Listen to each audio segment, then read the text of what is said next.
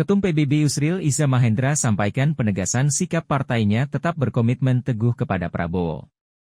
Yusril menegaskan meski dirinya mengkritik putusan MK bahwa Capres-Cawapres minimal berusia 40 tahun atau pernah punya pengalaman sebagai kepala daerah, dirinya tetap dukung Prabowo. Terima kasih. Assalamualaikum warahmatullahi wabarakatuh. Rekan-rekan wartawan yang saya cintai, terima kasih sudah hadir malam ini di Mawaksa Hotel untuk menghadiri press conference singkat yang saya laksanakan untuk mengklarifikasi beberapa hal yang menjadi fokus pemberitaan hari ini sehubungan dengan diskusi yang tadi diselenggarakan oleh kedai kopi di Hotel Ewan di Jalan Wahid Hashim, Jakarta, terkait dengan sikap dan komitmen pribadi saya dan juga sikap dan komitmen PBB terhadap Koalisi Indonesia Maju. Sebagaimana saudara-saudara maklum, PBB merupakan salah satu partai yang di awal sekali mendeklarasikan Pak Prabowo Subianto sebagai calon Presiden Republik Indonesia 2024-2029 yang akan datang, sebelum ada satupun partai melakukan deklarasi, dan deklarasi dilakukan pada akhir Agustus yang lalu di Bumi Serpong Damai, dan kemudian kami melakukan kegiatan serupa deklarasi di 6 wilayah, mulai dari Aceh sampai ke Jayapura sampai ke Papua. Nah, komitmen PBB terhadap Pak Prabowo Subianto adalah komitmen yang teguh, dan kami ini menjadi partner dalam Koalisi Indonesia Maju, dan kami adalah partner yang terpercaya, saling memegang teguh komitmen, janji, kebersamaan dalam memecahkan persoalan-persoalan yang dihadapi. Suka dan duka kita akan bersama-sama menghadapi masalah bersama yang kita hadapi.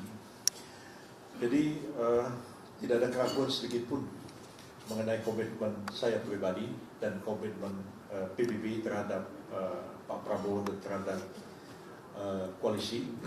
Apalagi saya pribadi sudah mengenal beliau sekitar 43 tahun yang lalu, mulai tahun 1980 sampai sekarang. Walaupun ada pasang surutnya, tapi sekali kami berkomitmen, maka kami akan teguh memegang komitmen itu.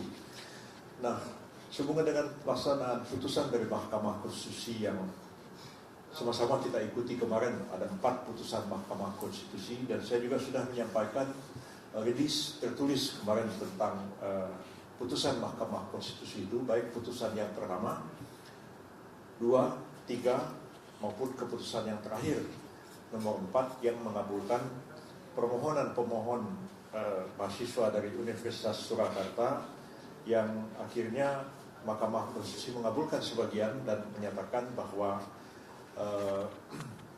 ketentuan dalam pasal 167 huruf Q dari Undang-Undang 7 tahun 2017 tentang pemilu, tentang syarat presiden berusia serendah-rendahnya 40 tahun oleh Mahkamah Konstitusi dinyatakan bertentangan dengan UUD 45 kecuali dimaknai, ya, kecuali dimaknai pernah atau sedang menduduki jabatan yang dipilih melalui pemilihan umum termasuk kepala daerah, dan itu putusan yang ada di dalam diktum Mahkamah Konstitusi, putusan Mahkamah Konstitusi.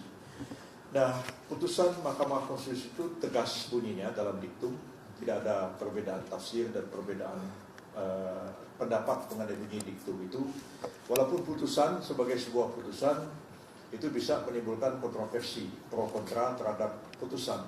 Tapi pro kontra terhadap putusan dari Mahkamah Konstitusi dan putusan-putusan pengadilan pada umumnya adalah persoalan politik dan persoalan akademik. Nah, apapun persoalan politik dan akademik, dia tidak dapat meruntuhkan atau menggugurkan putusan Mahkamah atau Mahkamah Konstitusi dan putusan pengadilan pada umumnya. Jadi keputusan itu seperti itulah bunyinya, dia final, dia binding, dia final, dia terakhir, tidak dapat diajukan banding dan kasasi, dan dia final. Maka semua pihak terikat dengan putusan Mahkamah Konstitusi itu, terlepas daripada adanya pro kontra terhadap putusan Mahkamah Konstitusi itu sendiri. Dan saya kira terhadap putusan Mahkamah Konstitusi itu siapa saja boleh mempunyai pendapat, boleh mengkritik, ya, karena terbuka untuk dikritik oleh siapapun. Kalau ditanya kepada saya sebagai akademisi hukum tata negara, jawaban saya seperti ini. Ya, dan tadi sudah didengar jawaban saya terhadap putusan Mahkamah Konstitusi dalam diskusi di kedai kopi tadi pagi. Tapi kaitannya dengan komitmen kita dalam koalisi, saya tegaskan bahwa saya pribadi maupun PBB tetap dalam komitmen yang teguh berjuang bersama-sama dengan Pak Prabowo Subianto, dan apapun putusan yang nanti diambil oleh koalisi itu akan dipatuhi dan akan ditaati serta dilaksanakan oleh PBB, termasuk oleh saya sendiri sebagai bagian dari koalisi. Jadi kita itu belajar demokrasi, ya. Dalam demokrasi itu bisa ada perbedaan pendapat, ya. Kalau ada voting, orang lakukan voting. Kalau ada musyawarah, lakukan musyawarah. Dan insya Allah koalisi Indonesia Maju itu akan mengambil keputusan secara musyawarah. Kalaupun ada perbedaan pendapat, misalnya dengan voting, maka orang yang kalah akan terikat dengan keputusan mayoritas dari orang yang menang. Jadi seperti itulah kami kemukakan pendapat, pandangan-pandangan. Tapi apapun keputusan itu akan kita patuhi dan kita jalankan bersama. Termasuk misalnya putusan dari Pak Prabowo Subianto untuk memilih Pak Gibran sebagai calon wakil presiden. Ya, itu kita akan patuhi, kita akan dukung keputusan itu, dan kita akan laksanakan dalam prakteknya.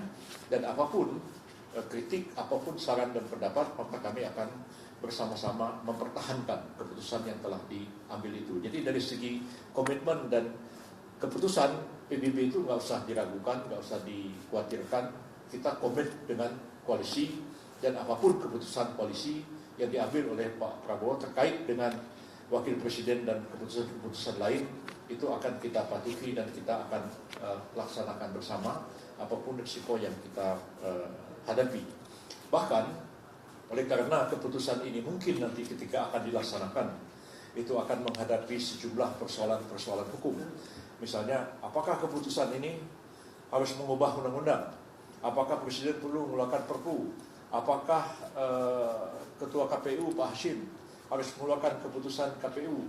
Dan keputusan KPU itu bagaimana harus dikonsultasikan dengan DPR? Tentu ada sejumlah persoalan-persoalan hukum yang saya diminta atau tidak diminta oleh Presiden, diminta oleh KPU, maupun diminta oleh Koalisi Indonesia Maju. Saya dengan senang hati akan memberikan jalan keluar untuk mengatasi persoalan hukum yang timbul itu. Dan saya kira itu sudah menjadi tugas saya, dan sejak zaman Pak Harto saya melakukan itu ketika kita menghadapi kebuntuan, menghadapi masalah yang sangat krusial dan sangat sulit. Kemudian coba Saudara Yusuf cari jalan keluarnya, itu saya akan putar otak dan mencari jalan keluar yang terbaik mengatasi persoalan-persoalan hukum yang krusial itu, sehingga nantinya keputusan yang diambil oleh pemerintah dalam melaksanakan putusan Mahkamah Konstitusi, keputusan yang diambil oleh Koalisi Indonesia Maju, dan keputusan yang diambil oleh Pak Prabowo Subianto adalah keputusan yang benar, sah, legal, dan konstitusional lihat dari hukum dan peraturan perundang-undangan yang berlaku di negara kita. Dan saya tetap mempunyai komitmen yang teguh untuk mengatasi persoalan-persoalan hukum yang kemungkinan akan timbul nanti. Saya kira itu penegasan saya, dan saya ucapkan banyak terima kasih atas kehadiran rekan-rekan wartawan. Mudah-mudahan dengan statement ini akan mengklirkan, jangan sampai timbul salah paham, ini Pak Yusuf gimana sih, nggak jelas segala macam. Komitmen saya dalam koalisi jelas, tegas, dan tidak perlu dilakukan oleh siapapun juga. Terima kasih. Silakan kalau ada yang mau bertanya. Silakan Pak Rekan Mulia, bisa ada yang bertanya.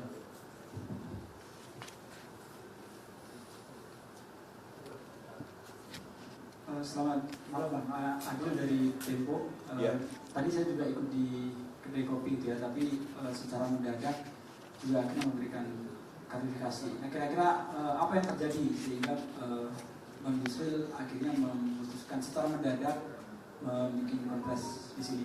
Betul, karena memang saya melihat tidak secara lengkap apa yang saya sampaikan di diskusi kedai kopi itu dimuat oleh berita, sehingga banyak kawan-kawan bertanya. Ya, juga internal Koalisi Indonesia Maju bertanya, ini ada apa Bang Yusril? Kok Anda ngomong seperti ini? Padahal tadi saya bilang saya terangkan dalam pertemuan di kedai kopi itu bagaimana sikap PBB dalam koalisi. Saya bilang dalam demokrasi itu orang yang kalah ikut orang yang menang. Jadi kalaupun mungkin ketika bermusyawarah itu kita punya pendapat yang agak berbeda, tapi kalaulah dimusyawarahkan dan kemudian diputuskan bahkan dengan voting, apa yang menjadi keputusan itu kita komit dengan keputusan itu. Itu yang sebenarnya penegasan saya, PBB tetap komit dengan koalisi dan tidak akan ada perbedaan pendapat apabila kita telah mengambil sebuah keputusan. Sampai hari ini kan kita belum mengambil keputusan dan masih akan rapat. Nah ini kurang mendapatkan porsi pemberitaan sehingga malam ini saya mengklarifikasi masalah ini supaya tidak timbul kesalahpahaman lebih lanjut. Tapi kepada kawan-kawan yang bertanya setelah saya jelaskan, kawan, oh begini persoalannya, iya saya bilang. Tadi juga saya telah menulis press release dan saya sampaikan dan sudah dimuat. Jangan lupa subscribe ya.